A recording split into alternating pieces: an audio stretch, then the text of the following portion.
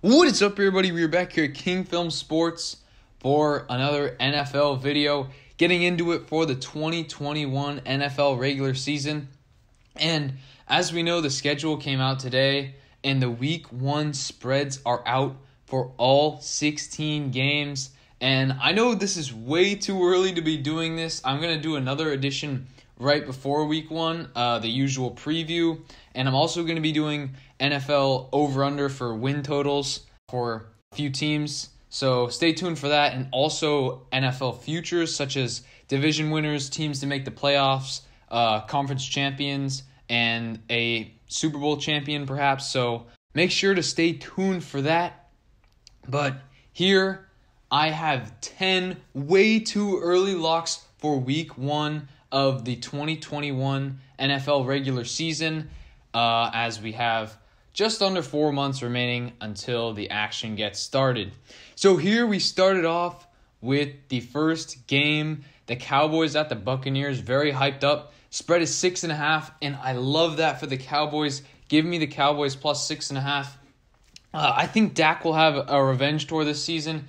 He'll prove what the Cowboys missed out on last year. Cowboys made some great additions to their defense, so I don't think Tom Brady will have the best game here. I can remember a few instances where the team that won the Super Bowl the next season in this Thursday night game, after getting their rings, kind of come out a bit slow.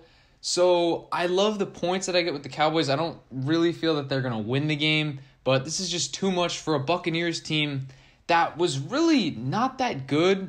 They were really average to a little above average for most of the regular season until they went on that long winning streak and eventually went on the Super Bowl run in the playoffs. So, I mean, I'm not really sold on the Buccaneers this year early in the season, whereas I think the Cowboys are going to come out hungry. Mike McCarthy is second year as head coach of Dallas. He's got to make a move. So I think the Cowboys will keep it close in the opening game. Next game, we have the Seahawks at the Colts. And this one, the line didn't really make sense for me. The line is the Colts minus 2.5. And I know it's in Indianapolis, but I got to take the Seahawks. And, I'm not taking the Seahawks plus 2.5 because there's not really much value there. Because there's not many instances where a team wins a game by 1 or 2 points in football. It's usually 3 or more. So give me the Seahawks money line at plus 120. We're getting some great value there. And I really think there's a great chance that the Seahawks win the game. The Seahawks with Pete Carroll the last 10 years are a great team when the team is not at home, when the team is on Eastern Standard Time and Central Standard Time. So I think they're going to be ready for this one. This is the first week of the season. Russell Wilson, I think he's going to come out a lot better than he played the last few weeks of the NFL 2020 regular season. And I'm not really sold on the Colts. I know they went 11-5, made the playoffs with Phillip Rivers, so you're imagining what they can do with Carson Wentz and Frank Reich at the helm. But I'm not really sold on Week 1. I think the Colts are going to get it together and maybe win the AFC South later on. But for the first week, I love the Seahawks on the road in this one, and you're getting some additional value. Lock that one in. Next game, I have 2 locks. It's the Jets at the Panthers. Some great storylines at play here as Sam Darnold hosts his former team in the Jets that drafted him 3 overall in the 2018 draft, and he is playing against his replacement in Zach Wilson, and I think that the Panthers are going to run away with this game.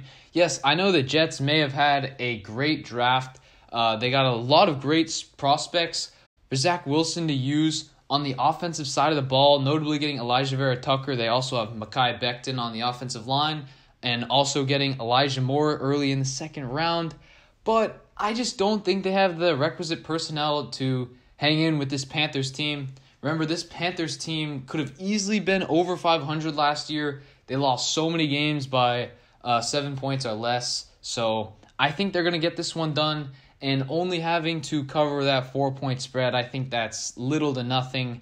Zach Wilson, in his first NFL start, he's going to want it. But Sam Darnold going to prove to the Jets organization that it was really their fault in hiring Adam Gase.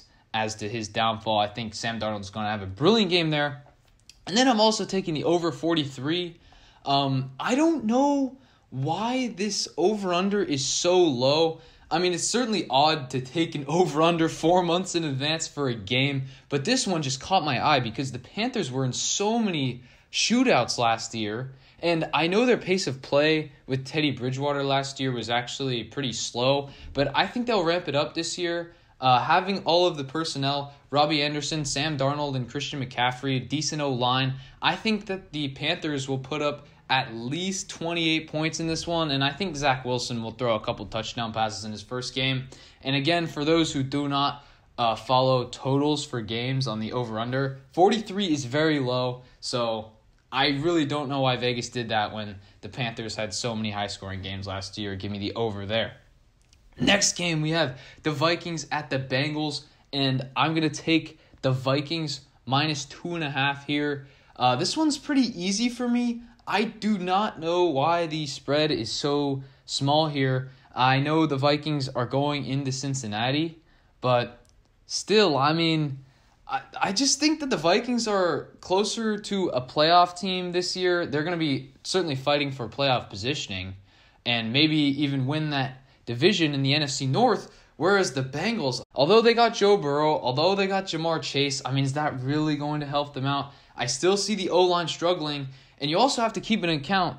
We're in early May right now, and Joe Burrow obviously went down with the grisly knee injury, tearing multiple ligaments in his knee in early November, and this game in early September, I don't actually know if he's going to be back for this one, which is why I see a lot of value here in locking in the Vikings at minus 2.5. Because if Joe Burrow doesn't play, no way the Bengals win. And even if he does, I think the Vikings are going to be up to something this year, and I don't see them losing to a Bengals team. And let's be honest, the Bengals, even with Joe Burrow, probably only going to win 5 or 6 games. I love Minnesota here. Next game, we go on to another NFC West at AFC South matchup. We have the Cardinals at the Titans, and again, give me the NFC West team in the Cardinals. And again, like the Seahawks, I'm doing the money line. They're plus 2.5, so if you like that, then you can take it, but I love their money line here. And it's really because of all the offseason acquisitions. There's going to be a lot of pressure on this team to get it done, and I really just don't like what the Titans have been doing. I think they're bound to regress because they didn't really address their defense enough in the offseason, and really what held them back last season was the defense. And obviously the offense came up short last year in the playoffs for them against the Ravens. So I don't know how Ryan Tannehill is going to be this year. Also, Derrick Henry, I think the Cardinals will be able to slow him down. And the Cardinals came out really hot last year. They upset the NFC champion 49ers in the first game last year. So I think they'll be able to do it again against an inferior Tennessee team, at least roster-wise. So I'm going to give me the Cardinals there. Next game, give me the 49ers minus 7.5 against the Lions. This is the greatest spread on a game in this Week 1 slate, but I think it's deservingly so because the Lions are going to be one of the worst teams in the 2021 season, and the Niners, I think they are bound to go back to their 2019 selves, 13-3 and NFC champions. They're certainly going to contend for the division title. And after a losing season going 6-10, Jimmy Garoppolo missing a lot of games, Kyle Shanahan, he's had a losing record in 3 of his 4 seasons as the 49ers head coach. They made a lot of moves this offseason, so they're going to have a lot of pressure on them, and this is probably one of their easiest games on the schedule, so they've got to get this one done, and it's got to be in dominant fashion. I see the Niners blowing out Detroit here. Next game, we go on to the Packers at the Saints, a great first week game, and the Packers are plus 2 here, so take that if you want, but I'm going to take the Packers money line at plus 110, and we're getting great value here. And it doesn't make any sense why the Packers would not be favorites in this game, other than the fact that Vegas might suspect that Aaron Rodgers is leaving, and we have already gotten reports that Aaron Rodgers is negotiating a contract with the management of the Green Bay Packers, so I think that he will re-sign with the team, and in that case, then I think the spread would balloon to Packers -4, Packers -5, because this Saints team, I don't know who the quarterback's going to be, Jameis Winston, Taysom Hill, but either way, I mean, this Packers team was dominant last year, should have gone to the Super Bowl and probably won it with an MVP in Aaron Rodgers, so I think the Packers are a much superior team at this point. Give me them money line. Next and final game, the Monday night game between the Ravens and the Raiders. And I know everyone might like the Ravens -5, -5.5 here in this one, but this is just a classic game that the Raiders will win and take the upset. Give me the Raiders +200. It doesn't really make any sense, but it's just one of these games. It's going to be in Las Vegas, the first game with fans in Las Vegas. I think it's going to be an electric environment in the Death Star Stadium, Allegiant Stadium. So I think Derek Carr is going to have a great game. Lamar Jackson, maybe not. And something to be remembered is the Raiders always start out hot in the regular season. They've started out 6-3 in both of the last 2 seasons. So they always get a really big win to start the season. For instance, on Monday Night Football, week 2 this last season, they upset the Saints, which was a great game there, also in Las Vegas. So I see a similar thing happening here. Raiders, probably the worst team over the long haul, but I have them getting the upset win at home. So that's going to do it, everybody. Those are my 10 locks for NFL Week 1. Let me know of your guys' plays in the comments. Are you tailing me? Are you fading me? Let me know what you guys' favorite lock of Week 1 is, and I will see you all in the next one.